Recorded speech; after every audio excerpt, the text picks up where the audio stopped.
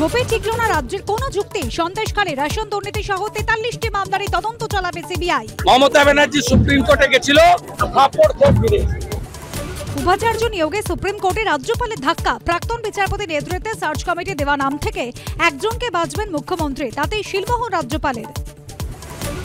Search কমিটির তালিকা থেকে একজনকে বাছবেন মুখ্যমন্ত্রী, তাকেই চূড়ান্ত করতে হবে রাজ্যপালকে। অপছন্দে যেতে পারবেন আদালতে, জানিয়ে দিল সুপ্রিম কোর্ট।